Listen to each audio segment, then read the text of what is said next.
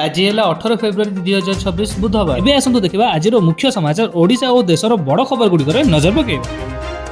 आज आरंभ होगा जाऊँगी जुक्त 2 परीक्षा। चलित वर्ष राज्य में मोट 4,01,623 जन परीक्षार्थी परीक्षा देवे। तेबे राज्यर 211 परीक्षा हब को कड़ा सुरक्षा बल प्रश्नपत्र पहुंचाई दि जाइछि। तेबे आसंता काली मोट 1364 परीक्षा केन्द्र में परीक्षा अनुष्ठित हेबो। सेहिपरि कॉपी रोकिबा सह नकल मुक्त परीक्षा पई 5टी स्तर रे 102टी स्क्वाड टीम गठन मध्य करा जाइछि, जेउ माने हठात परीक्षा केन्द्र रे पहुंची जांच करिवे। तेबे एथर प्रथम थर पई जीपीएस व्यवस्था रे प्रश्नपत्र ओ उत्तर खाता पठा जाइछि। समस्त हब रे 24/7 लाइव स्ट्रीमिंग व्यवस्था मध्य करा जाइछि। एहार सीधा सड़क नियंत्रण उच्च माध्यमिक परिषद रे रहिछि। एहिपरि सुरक्षा एजेंसी द्वारा प्राप्त सूचना अनुसार जैसे मोहम्मद सदस्यों एक गोष्ठी आंतर्जातिक सीमा पार करी सफलतार सह भारत में अनुप्रवेश करिसेंति। एने जम्मू काश्मीर हाई अलर्ट रे मध्य रहिछि। सेहिपरि आंतर्जातिक सीमा रे सुरक्षा व्यवस्था यथेष्ट वृद्धि मध्य होइछि। ड्रोन और अन्य आकाश मार्ग जंत्रपाति द्वारा संवेदनशील अंचल तथा सीमांत ग्राम गुड़िक उपरे नजर रखा जाइछि। विशेषकर अनुप्रवेश प्रवण रास्ता गुड़िक पाद चला पेट्रोलिंग को जोरदार करा जाइछि। तेबे आतंकवादी माने जेपरि स्थानीय समर्थन न पांती तथा सेमानक आक्रमण योजना को फंड करिया पई सुरक्षा एजेंसी गुड़िक सीमांत ग्राम गुड़िक सतर्कता वृद्धि करी सजग रहिछन्ति। भुवनेश्वर गतकाली नवम श्रेणी छात्र मित्र भानु पट्टनायक निखोज हो जाइतिला। से सबुदिन भली सोमवार सकाळ 8:30 घर बाहर को जाइतिला। तेबे सेबेठारु घर को फेरी नथिबारु परिवार लोक थाना रे मामला रुजु करिथिले। तेबे गतकाली रक्त जुडुबुडु अवस्था रे मिलिथिला एही छात्र। देह सारा रक्त लागिछि, स्थाने स्थाने खंडिया मध्य होई जाइछि। पिलाटी असुस्थ होई पडिथिबारु संपूर्ण घटना मध्य कहि पारु नै। गुरुतर अवस्था रे कैपिटल हॉस्पिटल रे ताकु भर्ती करा जाइछि, किंतु कुआडे जाइतिला आउ केमिति जाइतिला से नै चलिछि खोळताळ। सेहिपरि दीर्घ 2 वर्षर अनिश्चितता पर बांग्लादेश रे एक नूतन राजनैतिक जुगर आरंभ होइछि। तेबे बांग्लादेश नेशनल पार्टी मुख्य तारिक रहमान गतकाली देशर नूतन प्रधानमंत्री भाबे शपथ ग्रहण करिसेंति। सेहिपरि हिंसात्मक विपक्ष एवं विशृंखला देई गति करिथिबा देशर पुनर्गठन एवं स्थिति सुधारिबा भली एक कठिन आह्वान एबे तारिकଙ୍କ सम्मुखरे रहिछि। तेबे देशर एक बड़ धरणर सांविधानिक संस्कार आनिबा तारिक सरकारଙ୍କ पई एक मुख्य दायित्व। सेहिपरि जदि संस्कार प्रक्रिया रे विलंब हुए तेबे पुणी थरे राजरास्ता रे आंदोलन हेबो बोली विरोधी माने चेतावनी मध्य देइछन्ति। सेहिपरि भारत सह संपर्क सुधारिबा तारिक पई अन्यतम गुरुत्वपूर्ण कार्य। भारतीय प्रधानमंत्री पूर्वरु तारिक को अभिनंदन जणाइथिबा बेले शपथ ग्रहण उत्सव रे भारत पक्षरु लोकसभा बाचस्पति ओम बिरला जोग देइछन्ति। अन्यपटे भारत रे आश्रय नेथिबा शेख हसीना को फेरै आनिबा पई बांग्लादेश दाबी जोर धरि पारे। सेहिभଳି लोकसेवा बाचस्पति ओम बिरला आज बांग्लादेश नवनिर्वाचित प्रधानमंत्री तारिक रहमान को भेटी प्रधानमंत्री नरेंद्र मोदी को व्यक्तिगत अभिनंदन पत्र प्रदान करिसेंति। विदेश सचिवଙ୍କ सह ओम बिरला भारत सरकारଙ୍କ तरफरु रहमान को शपथ ग्रहण उत्सव रे जोग देइथिले। तेबे लोकसभा बाचस्पति इंस्टाग्राम पोस्ट रे लिखिसंति जे बांग्लादेश प्रधानमंत्री तारिक रहमान को सह एक फलप्रद बैठक अनुष्ठित होइतिला एवं मु तांकु प्रधानमंत्री को एक व्यक्तिगत चिठी प्रदान करिछि, जेउथरे प्रधानमंत्री मोदी तारिक रहमान को यथाशीघ्र भारत गस्त करने को निमंत्रण करिसेंति। एहा सहित मु भारतर लोकंक पक्षरु मो हृदयर सहित अभिनंदन जणाइछि एवं आम दुई पड़ोसी देश मध्य स्थायी सहभागिता को आहुरी मजबूत करने पई आमर प्रतिबद्धता को पुनर्बार दोहराइछि। सेहिपरि भारत रे थिबा बांग्लादेश हाई कमिशनर रियाज हमीदुल्लाह कहिसेंति जे ओम बिरला भारतर शुभेच्छा जणाई तांकु देश गस्त करने को निमंत्रण देइछन्ति। उभय नेता बांग्लादेश एवं भारतर लोक कल्याण पई लोक केंद्रिक सहयोग नीति उपरे एकाठी काम करने आशा प्रकाश करिसेंति।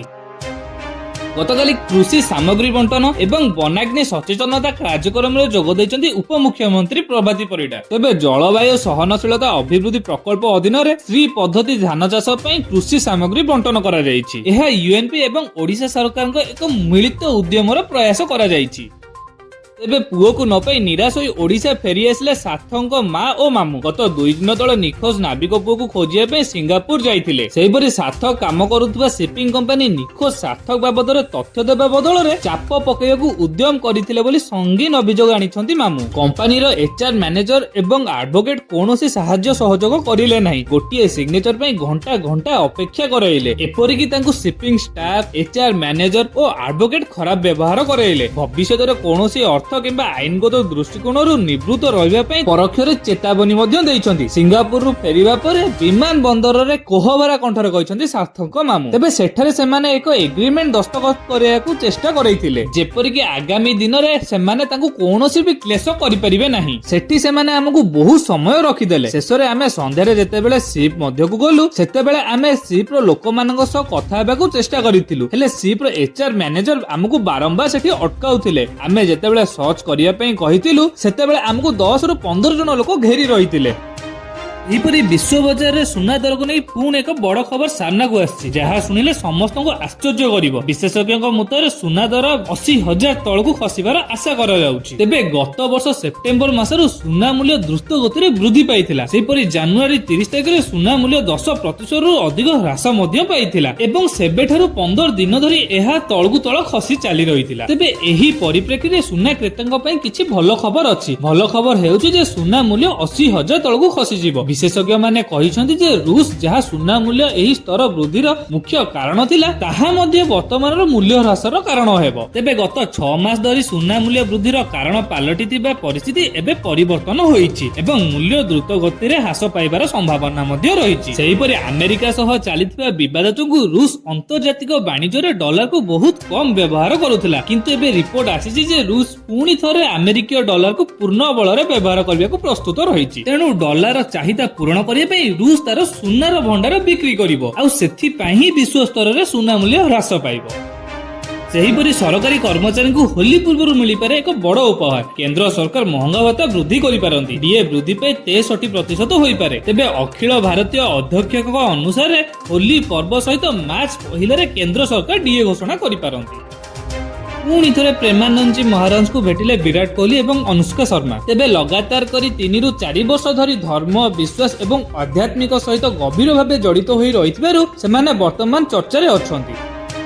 ଏବେ ବିକଶିତ ଭାରତର ଓଡ଼ିଶା ହେବ ଗ୍ରୋଥ ଇଞ୍ଜିନ। ଓଡ଼ିଶାର ବିକାଶ ରହିଛି ରାଜ୍ୟ ସରକାରଙ୍କ ଫୋକସ। ବଜେଟ ଅଭିଭାଷଣରେ ରାଜ୍ୟ ସରକାରଙ୍କ ସଫଳତା ବଖାଣିଲେ ରାଜ୍ୟପାଳ। ଏହା ସହ ରାଜ୍ୟର ବିକାଶ ଓ ରାଜ୍ୟ ସରକାରଙ୍କ ଉଦ୍ୟମକୁ ସେ ପ୍ରଶଂସା କରିଛନ୍ତି। ଶିକ୍ଷା କ୍ଷେତ୍ରରେ ମଧ୍ୟ ସରକାର ବ୍ୟାପକ ଉଦ୍ୟମ କରିଛନ୍ତି। ସେହିପରି ରାଜ୍ୟରେ ନୂଆ ସରକାର ଆସିବା ପରେ 16,42,000 ଲକ୍ଷପତି ଦିଦି ସୃଷ୍ଟି କରିବାରେ ସଫଳ ହୋଇଛନ୍ତି। ସେହିପରି SHG ସଦସ୍ୟମାନଙ୍କୁ ବାର୍ଷିକ ଅନ୍ୟୁନ 1 ଲକ୍ଷ ଟଙ୍କା ରୋଜଗାର କରିବାରେ ଉଲ୍ଲେଖନୀୟ ସଫଳତା ହାସଲ କରିଛି ରାଜ୍ୟ। ତେବେ ସୁଭଦ୍ରା ଯୋଜନାରେ ମହିଳାଙ୍କୁ ସହାୟତା କ୍ଷେତ୍ରରେ ସରକାର ଅଶେଷ ସଫଳତା ପାଇଛନ୍ତି। ସୁଭଦ୍ରାରେ ଏପର୍ଯ୍ୟନ୍ତ ଆବେଦନ କଲେଣି 1,12,00,000ରୁ ଅଧିକ ମହିଳା। ତେବେ 3ଟି କିସ୍ତିରେ 1 ଲକ୍ଷରୁ ଅଧିକ ହିତାଧିକାରୀ ମାନଙ୍କୁ ସୁଭଦ୍ରା ସହାୟତା ରାଶି ବାବଦରେ 1,500 କୋଟିରୁ ଅଧିକ ଟଙ୍କା ପ୍ରଦାନ କରାଯାଇଛି। ସେହିଭଳି ସମୃଦ୍ଧ କୃଷକ ଯୋଜନାରେ ଧାନ କ୍ୱିଣ୍ଟାଲ ପିଛା 3,100 ଟଙ୍କା ପାଇଁ 6,000 କୋଟି ଟଙ୍କା ଏବଂ ସିଏମ କିଷାନ ଯୋଜନାର ଆୟ ବୃଦ୍ଧି ପାଇଁ 2,020 କୋଟି ଟଙ୍କା ବ୍ୟୟ କରାଯାଇଛି। ଫଳରେ ଚାଷୀ ପରିବାରର ମୁଣ୍ଡ ପିଛା ଆୟ ଯଥେଷ୍ଟ ବୃଦ୍ଧି ପାଇଛି ବୋଲି କହିଛନ୍ତି ରାଜ୍ୟପାଳ। ସେହିଭଳି ମେକ୍ ଇନ୍ ଓଡ଼ିଶା 2025ରେ